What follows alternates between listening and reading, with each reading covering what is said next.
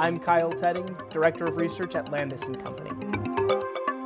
Kyle, one of the roles of an investment advisor is to manage expectations. We've got the second longest bull market for stocks in history. We know that stock prices generally aren't real cheap right now, and that interest rates are coming from historic lows and gradually going up. What should expectations be right now? I think first and foremost, investors need to remember that just because we've had an extended bull market, just because returns for stocks have been exceptional the past few years, it doesn't necessarily mean that that has to come to an end. Really important to remember that while expectations may shift a little going forward, it isn't necessarily all bad.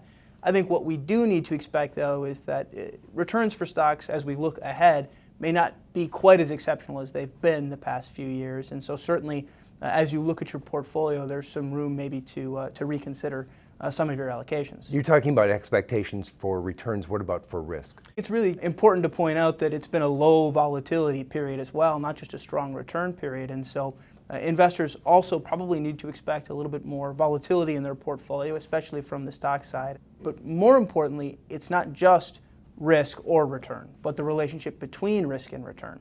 We're very fond of pointing out that relationship because investors need to expect a certain level of return for the level of risk that they're willing to accept.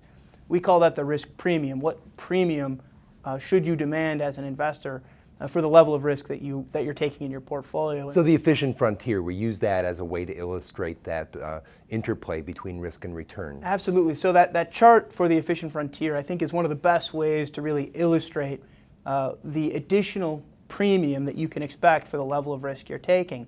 And what we really learn from that chart is that when you really take on more stocks than you otherwise might need, you're not being compensated to take additional risk. And so you look at that efficient frontier at what would be a portfolio of 60% stocks and 40% bonds, and you can expect a return over the last 30 years, or at least you would have expected a return of somewhere around 9.2%.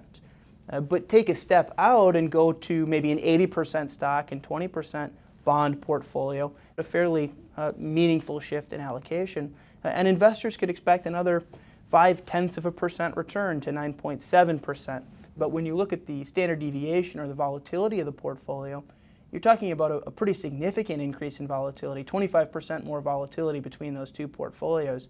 And I think it really reminds investors that they need to make sure that they're being appropriately compensated for the level of risk they're taking. And important to point out that that's based on historical data, looking back at the last 30 years, not necessarily what we expect going forward. What about going forward? How do you take that into account? Well, Joel, if we really are talking about a shifting expectation for risk and return, I think it's important for clients to take a look at their portfolio and make sure that it properly reflects that. But as our expectations for return come down a little bit, as our expectations for volatility maybe go up a little bit, many investors are going to be more comfortable, and it's going to be a better place to be on the efficient frontier, moving back now down towards that 60-40 or even a 50-50 portfolio, just again based on those expectations for the future. And ultimately for investors, what they really need to make sure is that the portfolio that they have is appropriate for their expectations.